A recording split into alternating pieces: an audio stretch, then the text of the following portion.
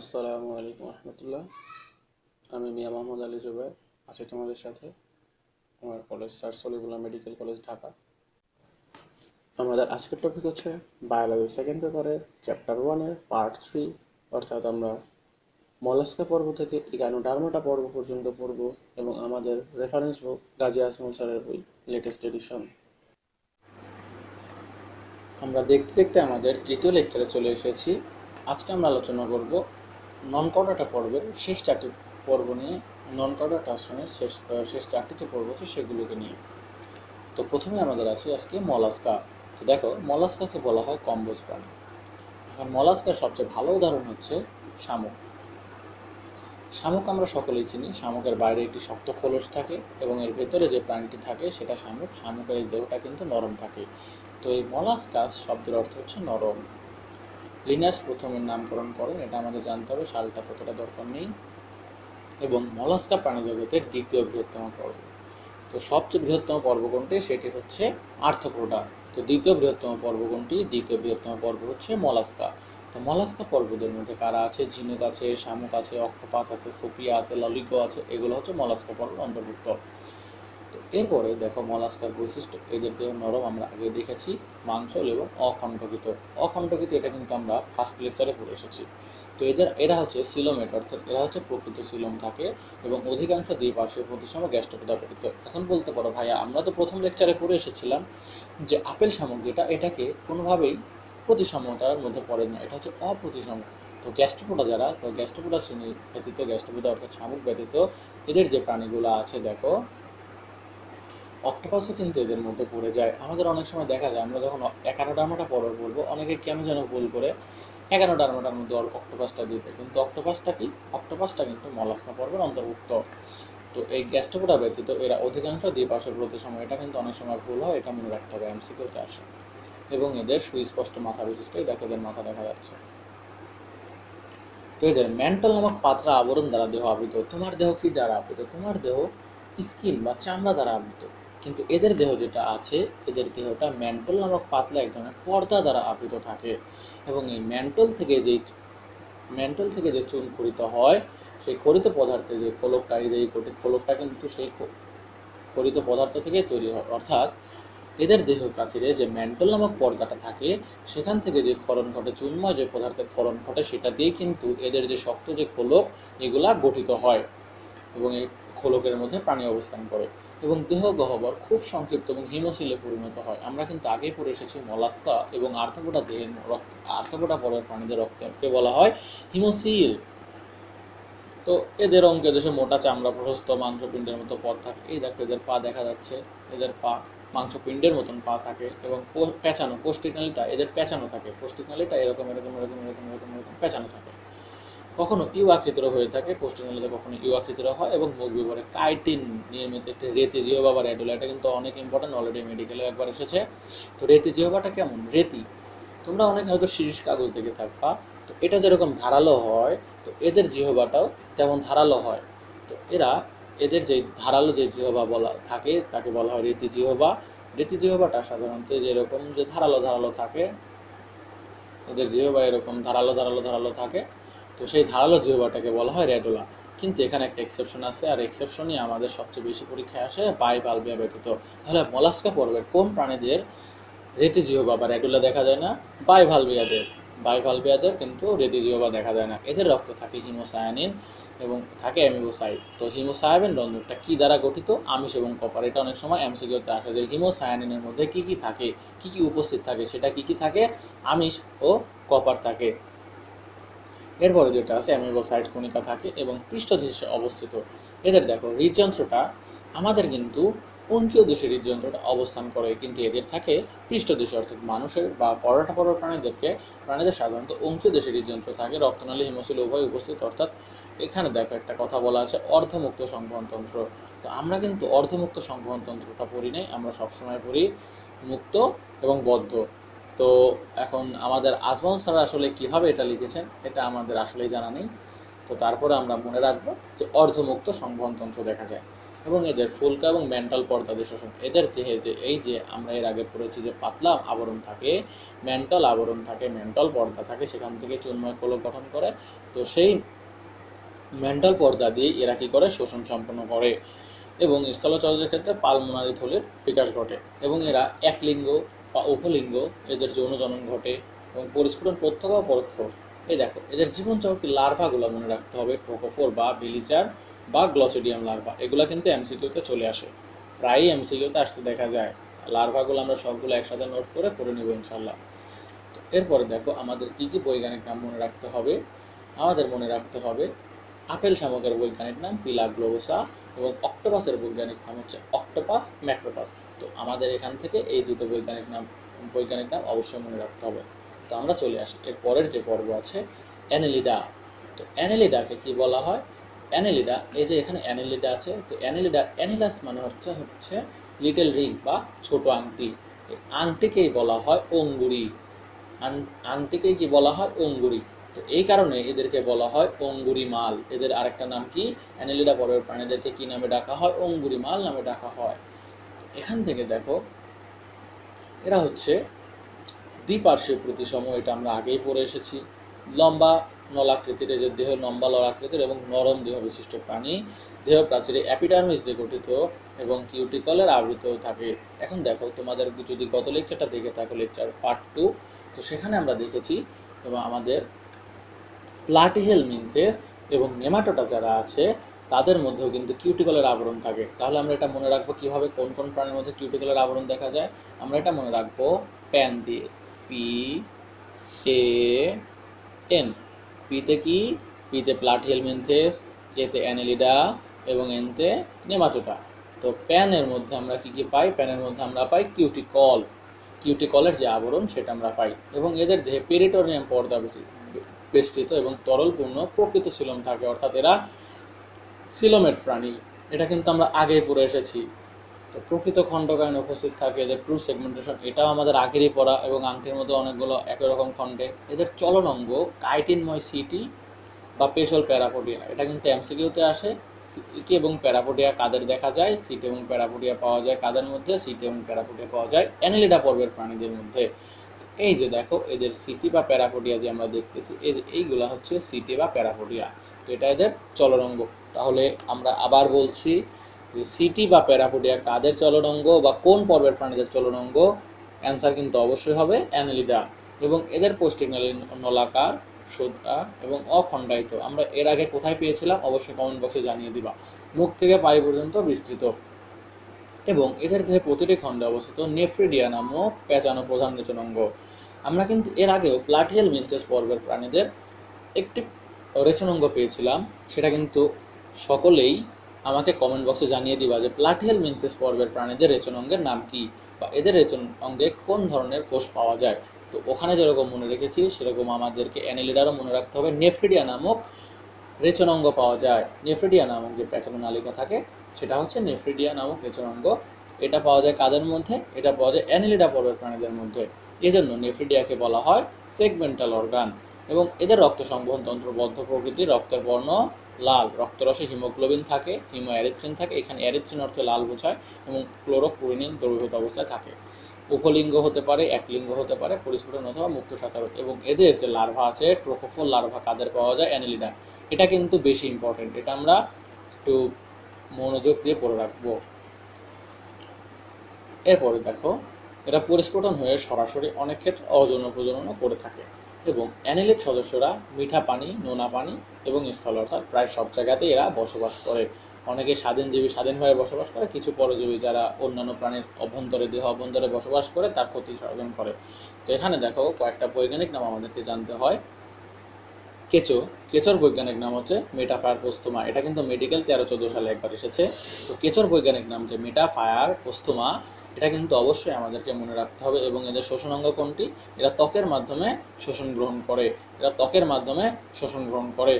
এবং এখান থেকে মহিষাচোক, এই কেঁচোর বৈজ্ঞানিক নাম মেটাফায়ারপোস্তোমা এবং জোকের বৈজ্ঞানিক নাম যে হিরুডো মেডিসিনালিস, এটা কিন্তু পরীক্ষায় বেশ কয়েকবার এসেছে, তোমাদের বোর্ড পরীক্ষাতেও এসেছে এবং বিভিন্ন ভর্তি পরীক্ষাতেও আসতে দেখা যায়। এবং যে এই যে কেঁচোর বৈজ্ঞানিকটা মেটাফায়ারপোস্তোমা, এটা কিন্তু আমাদের অবশ্যই মনে রাখতে হবে। চলো আমরা আমাদের পরবর্তী পর্ব আর্থ্রোপোডা পর্ব, যেটা হচ্ছে প্রাণী জগতের সর্বোচ্চ বৃহত্তম পর্ব। দেখো আর্থ্রোপোডা পর্ব, আর্থন শব্দের অর্থ হচ্ছে সন্ধি বা জয়েন্ট। আর্থন শব্দের অর্থ হচ্ছে সন্ধি বা জয়েন্ট, এবং পোডা দিয়ে বোঝায় পা।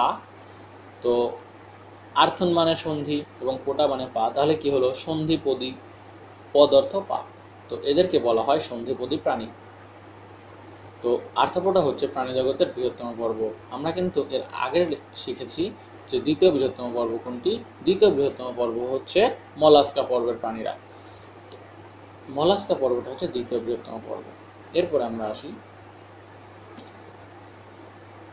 আর্থ্রোপোডার বৈশিষ্ট্য যেগুলো আছে। দেখো, দেহ সন্ধিযুক্ত উপাঙ্গ বিশিষ্ট। উপাঙ্গ অর্থাৎ পা এবং সন্ধি, এদের নাম থেকে আমরা বুঝতে পারি এরা সন্ধিযুক্ত উপাঙ্গ বিশিষ্ট আর্থ্রোপোডা। এবং দ্বিপার্শ্বীয় প্রতিসম, এটা আমরা আগে দেখেছি। খণ্ডকায়িত এবং ট্যাগমাটায় অর্থাৎ দেহখণ্ডকে বিভক্ত করা যায় কীভাবে? মস্তক, বক্ষ এবং উদর। মস্তক, বক্ষ, উদরে কিন্তু আমরা ভাগ করতে পারি আর্থ্রোপোডা পর্বের যেই ইনসেক্টা পর্বের প্রাণী, ইনসেক্টা শ্রেণীর প্রাণী আছে তাদেরকে। এবং এরপর আছে মস্তকে একজোড়া বা দুই জোড়া অ্যান্টেনা এবং সাধারণত একজোড়া পুঞ্জাক্ষী থাকে। আমরা এটা যখন সেকেন্ড চ্যাপ্টার পড়বো তখন আমরা আর্থ্রোপোডা পর্বের প্রাণী ঘাস ফড়িং অনেক ইলাবোরেটলি জানবো। তারপরে এখানে আমরা বুঝিয়ে দিচ্ছি এই চিংড়ি মাছটাকে দিয়ে। দেখো, এদের মাথায় একটা অ্যান্টেনা থাকে, তো এটাকে বলা হয় অ্যান্টেনা। এদের একজোড়া বা দুই জোড়া অ্যান্টেনা থাকতে পারে এবং পুঞ্জাক্ষী থাকে। এদের যে চোখটা থাকে এগুলো পুঞ্জাক্ষী, কারণ একটি চোখের মধ্যেই এদের একটি যে অংশ আছে এর মধ্যে অনেকগুলো চোখ অবস্থান করে। এই ধরনের চোখকে বলা হয় পুঞ্জাক্ষী। এটা আমরা ক্লাস 6-এ পড়ে এসেছি। তো এরপরে আসে বহিঃকঙ্কালে কাইটে নির্মিত। এদের বহিঃকঙ্কালে কি থাকে? এই যে আমরা যখন চিংড়ি মাছ খাই, আমরা কিন্তু উপরের যে স্তরটি আছে এটা কিন্তু ফেলে দিয়ে খাই, কারণ এটা অনেক শক্ত, আমরা খেতে পারি না। তো এই যে শক্ত যে স্তর, এটা হচ্ছে কাইটে নির্মিত স্তর। এবং সিলাম সংক্ষিপ্ত এবং অধিকাংশ রক্তগহ্বর হিমোসিল। দেখো, হিমোসিল কিন্তু এর আগেও আমরা পেয়েছিলাম কোথায়? মলাস্কা। তো মলাস্কা এবং আর্থ্রোপোডা পর্বের প্রাণীদের দেহের যে রক্ত আছে তাদেরকে কি বলা হয়? এদেরকে বলা হয় হিমোসিল। এটা কিন্তু ক নাম্বার কোশ্চেনে আসে যে হিমোসিল কাকে বলে। তো এরপরে এদের পৌষ্টিকতন্ত্রটা সম্পূর্ণ এবং উপাঙ্গ পরিবর্তিত হয়ে মুখোপাঙ্গ গঠিত হয় এবং বিভিন্ন খাদ্য গ্রহণে অভিযুক্ত। এবং এদের রক্ত সংবহনটা কি ধরনের? উন্মুক্ত ধরনের, ওপেন সার্কুলেটরি সিস্টেম। এদের পৃষ্ঠে সংকোচনশীল হৃদযন্ত্র, ধমনী হিমোসিল নিয়ে গঠিত। এদের পৃষ্ঠে অবস্থান করে। এদের দেহের উপরে, পৃষ্ঠ বলতে কোন পাশকে বলা হয়? পৃষ্ঠ বলতে উপরের দিকে এবং অঙ্গুলি বলতে নিচের দিকে। তো এদের যে হৃদযন্ত্রটা আছে সেটা কোথায় অবস্থান করে? পৃষ্ঠে অবস্থান করে। সাধারণত দেহতল অথবা ট্রাকিয়া। আচ্ছা দেখো একটা কথা, এখানে কিন্তু হৃদযন্ত্র বলা আছে, হৃদপিণ্ড কিন্তু বলা নেই। তোমরা কেউ কি বলতে পারবা যে এখানে হৃদযন্ত্র কেন বলা আছে? পারলে অবশ্যই আমাকে কমেন্টে জানিয়ে দিবা। এবং সাধারণত দেহতল অথবা ট্রাকিয়া ফুলকা, বুকগিল বা বুকলাংয়ের মাধ্যমে শোষণ সম্পন্ন হয়। তাহলে আর্থ্রোপোডা পর্বের প্রাণীদের শ্বসন কিভাবে সম্পন্ন হয়? দেহতল, ট্রাকিয়া, ফুলকা, বুকগিল বা বুকলাংয়ের মাধ্যমে শোষণ সম্পন্ন হয়। এদের যে প্রধান রেচন অঙ্গ আছে এটাকে বলা হয় মালপিজিয়ান নালিকা। এর আগে আমরা আরও দুইটা পড়েছি, সবগুলো একসাথে নোট করে পড়বো। আচ্ছা, তোমাদের কাছে আমার কোশ্চেন, এখানে তো আমরা পড়লাম যে প্রধান রেচন অঙ্গ হচ্ছে মালপিজিয়ান নালিকা। তোমরা কি বলতে পারবা মালপিজিয়ান বডি কাদের পাওয়া যায়? অবশ্যই কমেন্ট বক্সে জানিয়ে যাবা। এছাড়াও রয়েছে কক্সাল, অ্যান্টেনাল, ম্যাক্সিলারি, সবুজ গ্রন্থি। এগুলো কিন্তু এমসিকিউতে আসে। তো অধিকাংশ আর্থ্রোপোডা স্ত্রী পুরুষ পৃথক। সাধারণত অন্তঃনিষেক সম্পন্ন হয়, অর্থাৎ দেহের অভ্যন্তরে নিষেক সম্পন্ন হয় এবং প্রায় ক্ষেত্রেই পরিস্ফুটনের রূপান্তর ঘটে। জীবনচক্রে লার্ভা, পিউপা বা নিম্নদশা দেখা যায়। এরা স্থলচর, পানিচর, মুক্তজীবী, নিশ্চল, সহবাসী, পরজীবী হিসাবে বাস করে। তো এখান থেকে আমরা কোন কোন বৈজ্ঞানিক নাম মনে রাখবো? এখান থেকে আমাদেরকে অবশ্যই মৌমাছির বৈজ্ঞানিক নাম অ্যাপিস মেলিফেরা, ডেঙ্গুবাহী মশার বৈজ্ঞানিক নাম এডিস ইজিপ্টি এবং গৃহমাছি মুস্কা ডোমেস্টিকা, এটা মনে রাখতে হবে। এবং মিঠা পানির যে বড় চিংড়ি আছে, একটু কষ্ট হলেও তোমরা মনে রাখবা ম্যাক্রোব্রাকিয়াম রোজেনবার্গি। এরপরে আমরা চলে যাই আমাদের আজকের শেষ টপিক ইকানোডার্মাটা পর্ব নিয়ে। এখানে দেখো, ইকানো শব্দের অর্থ হচ্ছে কাটা। ইকানো শব্দের অর্থ কাটা এবং ডার্মা বা ডার্মিস আমরা জানি যে ডার্মা অর্থ ত্বক, ডার্মিস অর্থ ত্বক। তো সেখান থেকে এসেছে ইকানো অর্থ কাটা এবং ডার্মিস অর্থ ত্বক। তাহলে নামটা কি হলো? কণ্টক ত্বক প্রাণী। তো ইকানোডার্মাটা পর্বের প্রাণীদেরকে বলা হয় কণ্টক ত্বক প্রাণী। তো আমরা চলে আসি এখানে। ইকানোডার্মাটা পর্বের উদাহরণ হচ্ছে সমুদ্র তারা, ভঙ্গুর তারা, সাগর চাকতি, সমুদ্র শশা এবং সমুদ্রপত্র। এখানে এদের ত্বকের নিচে সাহিত্য যে চুনময় অন্তঃকঙ্কালিক প্লেট থাকে, এদের থেকে কাঁটাও তৈরি হয়। আমরা মোলাস্কাতে পড়েছিলাম এদের যে মেন্টাল আবরণ থাকে সেখান থেকে কিন্তু এদের চুনময় খোলসটা গঠিত হয়। তো এখন দেখো ইকানোডার্মাটা পর্বের বৈশিষ্ট্য। ইকানোডার্মাটা পর্বটা আমরা একটি স্টারফিশ দিয়ে খুব ভালোভাবে মনে রাখতে পারি। কীভাবে মনে রাখতে পারি? দেখো, পূর্ণাঙ্গ প্রাণী পঞ্চ অরীয় প্রতিসাম্য। এটা হচ্ছে পঞ্চ অরীয় প্রতিসাম্য। পঞ্চ অরীয় প্রতিসাম্য এটা হচ্ছে পঞ্চ অরীয় প্রতিসাম্যতার মধ্যে পড়ে যায়। এটা পঞ্চ অরীয় প্রতিসাম্য হবে। তো এবং অখণ্ডাকারিত তারকাকার গোলাকার চাকতির মতো অথবা লম্বাকৃতি। কিন্তু এই যে এখানে যেখানে দেখবা কিন্তু এবং ব্যতিক্রম, সেটাই কিন্তু তোমাদের পরীক্ষার জন্য একটু বেশি ইম্পর্টেন্ট। লার্ভা দশায় এরা কি? এরা হচ্ছে দ্বিপার্শ্বীয় প্রতিসাম্য। অর্থাৎ আমরা পড়লাম যে একানোডার্মাটা পর্বের যে সকল পূর্ণাঙ্গ প্রাণী আছে তারা হচ্ছে পঞ্চ অরীয় প্রতিসাম্য এবং যারা আছে লার্ভা তারা দ্বিপার্শ্বীয় প্রতিসাম্য। এখন আমরা এটা মনে রাখবো কিভাবে? দেখো, পূর্ণাঙ্গ প দিয়ে শুরু হয় এবং পঞ্চঅরীয় প দিয়ে শুরু হয়, তাহলে আমাদেরকে আর ভুল হবে?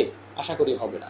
তো পূর্ণাঙ্গ প্রাণীরা পঞ্চঅরীয় প্রতিসাম্য এবং লার্ভা দশা যারা থাকে তারা দ্বিপার্শ্বীয় প্রতিসাম্য। এরা কিন্তু দ্বি-অরীয় নয়, দ্বিপার্শ্বীয় প্রতিসাম্য। এরপরে এদের দেহ কণ্টকময়। আমরা আগেই পড়েছি একাইনো মানে কাটা। তো এদের দেহ কণ্টকময় এবং স্পাইনো পেডিসালিডা নামক বহিঃপ্রাচীর, বহিঃকঙ্কাল। এটা কিন্তু এমসিকিউতে আসে যে কোন পর্বের প্রাণীদের দেহে স্পাইনো পেডিসিলারি পাওয়া যায়। তো স্পাইনো পেডিসিলারি পাওয়া যায় কোন পর্বের প্রাণীদের? ইকানোডার্মাটা পর্বের প্রাণীদের। এদের দেহ মৌখিক এবং দ্বিমৌখিক তলে বিন্যস্ত। দেখো, এই যে আমরা এই স্টারফিশটা দেখতেছি,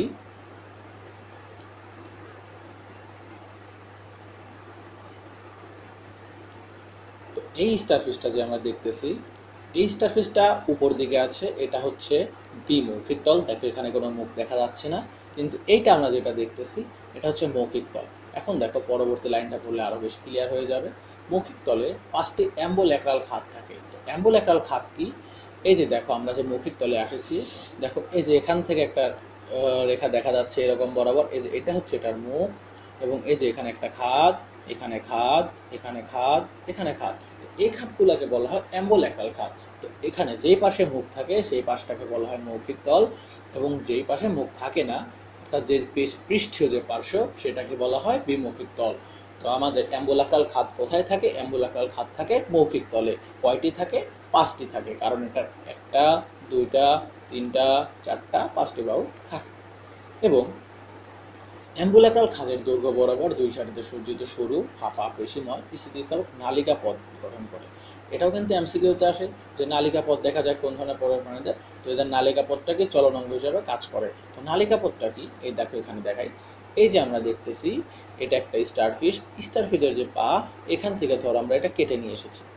এখানে কেটে নিয়ে আসলে এরকম দেখা যাচ্ছে। দেখো, এদের এই নিচে যে পাগুলো আছে, এই নিচে যে পাগুলো আছে এগুলো এই যে এরকম নালিকা পথ, নালীর মতন সৃষ্টি করে। তো এরা যখন চলে, এরা হচ্ছে লাফিয়ে লাফিয়ে চলার মতন চলে। তো এই পায়ের মধ্যে প্রেশার যখন পড়ে তখন তারা সামনে আগাইতে পারে। তো এই কারণে এটাকে বলা হয় নালিকা পথ। এবং এদের দেহে অনন্য পানি সংবহন তন্ত্র দেখা যায়। পানি সংবহন তন্ত্র, ওয়াটার ভাস্কুলার সিস্টেম। এখন বলো তো, আমরা কোথায় নালীতন্ত্র দেখি? এখানে আছে নালিকা পথ, কিন্তু আমি কিন্তু তোমাদেরকে আরেকটা পড়িয়েছি, সেটা হচ্ছে নালীতন্ত্র। তো তোমরা অবশ্যই কমেন্ট বক্সে জানিয়ে দিয়ে যাবা যে নালীতন্ত্র আমরা কোন পর্বের প্রাণীদের মধ্যে দেখতে পাই। এবং এদের রক্ত সংবহন তন্ত্র নেই, তবে হিমাল ও পেরিহিমাল তন্ত্র সংবহন তন্ত্র হিসেবে কাজ করে। মস্তিষ্ক ও রেচনতন্ত্র অনুপস্থিত। এখন দেখো, আমরা যে পড়তেছি এই শ্রেণীগুলা 1 থেকে 8 পর্যন্ত এসেছি। দেখো, ধীরে ধীরে ক্রমান্বয়ে একটি থেকে একটি প্রাণী, একটি পর্বে যখন আমরা আসতেছি তখন কিছু কিছু উন্নত বৈশিষ্ট্য আমরা পাচ্ছি, কিন্তু হঠাৎ করে শেষে 8ম পর্বে এসে আমরা কিন্তু একটা অনুন্নত বৈশিষ্ট্য দেখতে পাই। এদের রক্ত সংবহন তন্ত্র নেই, এটা কিন্তু একটা অনুন্নত বৈশিষ্ট্য। তো আমরা কিন্তু এটা অবশ্যই মনে রাখবো যে রক্ত সংবহন তন্ত্র নেই কোন পর্বের প্রাণীদের? একানোডার্মাটা পর্বের প্রাণীদের রক্ত সংবহন তন্ত্র নেই। অনেক সময় দেখা যায় আমাদের যে বহুপদী সমাপ্তি সূচক প্রশ্ন থাকে সেখানে স্যাররা হয়তো দিয়ে দিবে যে রক্ত সংবহন তন্ত্র নেই। তখন তো তোমরা হয়তো ভাবতে পারো এটা তো ঠিকই, এটা ভুল বলেছে, এটা হয়তো থাকবে। কিন্তু আমাদের কিন্তু অবশ্যই খেয়াল রাখতে হবে যে একানোডার্মাটার পর্বের প্রাণীদের দেহে রক্ত সংবহন তন্ত্র নেই। তবে কী কী থাকে? হিমাল এবং পেরিহিমাল তন্ত্র দেখা যায়। এদের ত্বকীয় ফুলকা, নালিকা পথ বা শ্বসন বৃক্ষ ইত্যাদিতে শোষণ সম্পন্ন করে এবং এরা একলিঙ্গ প্রাণী। নিষেক বাহ্যিক অর্থাৎ দেহের বাইরে নিষেক ঘটে এবং জীবনচক্রে মুক্ত সাঁতারু, পাইপিনারিয়া, অরিকুলারিয়া, অফিওপ্লুরিয়াস ইত্যাদি একাইনোকিটাস লার্ভা দেখা। এই লার্ভাগুলোর নাম মনে রাখবে এবং সকল সদস্যই মুক্তজীবী সামুদ্রিক। এটা কিন্তু তোমাদের বোর্ডের এমসিকিউতে বেশ কয়েকবার এসেছে এবং অ্যাডমিশনেও আসে। তো কোন পর্বের সকল সদস্যই মুক্তজীবী সামুদ্রিক কোন পর্বের সকল সদস্যই মুক্তজীবী সামুদ্রিক? তাহলে কিন্তু আমরা অ্যান্সার করব ইকানোডার্মাটা পর্ব, এবং এদের কোনো পরজীবী সদস্য নেই। এখান থেকে আমরা কোন কোন নাম মুখস্থ করব? সমুদ্র তারার যে বৈজ্ঞানিক নাম আছে অ্যাস্টেরিয়াস রুবেন্স, এটা পড়ব, এবং পালক তারা অ্যান্থেডন বাইফিডা, এটা মনে রাখবো, এবং সমুদ্র চাকতি যেটা আছে অ্যাকাইনাস স্কুটেন্টাস, এটা আমরা অবশ্যই মনে রাখবো। তো দেখতে দেখতে আমাদের তৃতীয় ভিডিওটা শেষ করে ফেললাম। তো সকলেই আশা করি অনেক মনোযোগ দিয়ে আমার ক্লাসগুলো করেছো, এবং এরপরে আর আমাদের দুটি